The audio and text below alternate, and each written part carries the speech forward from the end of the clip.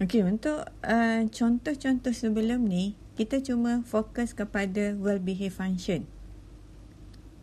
Jadi, kita boleh guna direct substitution. Biasanya untuk rational function, kalau bukan well-behaved function, apa kita nak buat? Okay, remember that not all rational function will behave by substitution method. Next, we will explore several techniques for evaluating limits of rational function for which direct substitution fail. Okay, if direct substitution not working, we can find the limit by factoring ataupun rationalizing. Okay, the factoring and rationalizing technique should be applied only when direct substitution produce zero in both numerator and denominator. Okay, katakan kita ada satu function yang ni tadi kan. Okay, focus on this px yang ni. Katakan bila kita substitute c, kita akan dapat kosong. QC juga kita akan dapat kosong. Jadi bila 0/0 numerator and denominator, when we substitute, you get 0/0. So next step baru kita try to factorize or rationalize. Kosong bahagi kosong ni kita panggil sebagai indeterminate form. Ataupun bahasa Melayunya adalah bentuk tak tentu. Because you cannot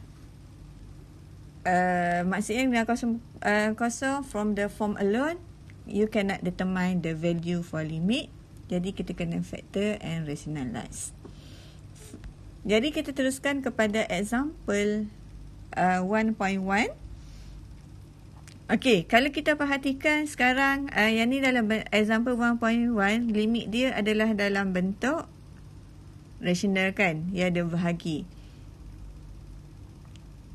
So bila kita gantikan, sekarang gantikan x dengan negatif 3. So kita akan dapat negatif 3 kuasa 2 tambah 3 tolak 6 bahagi negatif 3 tambah 3. Selesaikan, perhatikan kita dapat 0/0. Yang ni adalah indeterminate form. Then next step, bila dapat macam ni, awak perlu sekejap. Okey, untuk bila dapat macam ni, kita kena faktorkan lah. So limit x approach to negative. Kenapa? Sekejap Okay, limit x approach to negative 3. Untuk faktorkan yang ni, biasa guna macam mana? Saya suka gunakan yang macam ni lah, x. So to get negative 6, 3 to negatif kat sini. So akan dapat x plus 3, x minus 2 over x plus 3. Okay, jadi bila dah factorize, perhatikan x plus 3 boleh cancel out kat dalam bahagian atas, cuma tinggal x tolak 2. Barulah kita boleh gantikan negatif 3 ke dalam x, jadi kita akan dapat negatif 5. Kemudian kita teruskan dengan contoh yang kedua.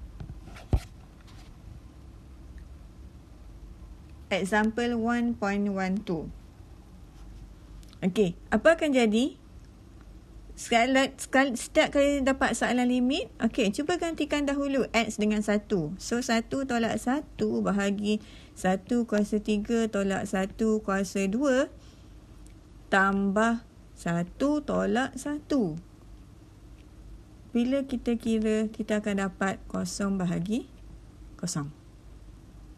Kan? Jadi, kita dapat bentuk tak tentu. Bila dapat bentuk tak tentu, next step, kita nak kena faktorkan. Okey, macam mana nak faktorkan yang ni? denominator dengan numerator.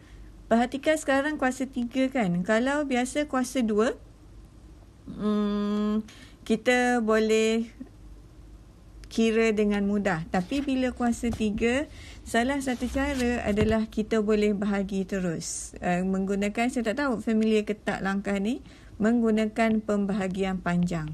Tambah X tolak 1 bahagi X tolak 1. Jadi kita akan dapat, bila gantikan dengan X, okey, X darabkan dengan X dapat X kuasa. X darabkan dengan X dapat X kan, X kuasa 2. Tapi sekarang kita nak matikan X kuasa 3, jadi kena letak 2 kat sini, jadi X kuasa 2. So bila X darabkan dengan X kuasa 2, baru awak akan dapat X kuasa 3. Negatif 1 darabkan negatif X, jadi tolak X kuasa 2. Okey, kemudian kat sini kita tolak. Bila X kuasa 2 tolakkan dengan negatif X kuasa 2, kita akan dapat, tak adalah kan, tolak-tolak, so habis. Yang ni tak ada, yang ni tak ada, so baru bawa turun X tolak 1. Bila bawa turun, perhatikan untuk dapatkan X tolak 1, kita kena tambah 1 je lah. So 1 darabkan dengan X, kita dapat X tolak 1 tolak 1, that's why habis. So daripada sini sebenarnya, okay, X kuasa 3 tolak X kuasa 2 tambah X tolak 1 adalah sama dengan X tolak 1 darabkan dengan X kuasa 2 tambah 1. Okey, jadi kat sini selepas faktorkan, kita akan dapat limit of X approach to 1, X minus 1 sama dengan X tolak 1, X kuasa 2 tambah 1. Jadi kita cancelkan. So, kita akan dapat limit X approach to 1, ke atas tinggal 1 sahaja, X kuasa 2 tambah 1. Kemudian, kita gantikan 1 bahagi 1 kuasa 2 tambah 1, kita akan dapat 1/2. So, yang ni nilai bagi limit. Okey, seterusnya ada exercise 1.3. Saya nak awak cuba selesaikan and submit your answer to the Google Classroom. Thank you.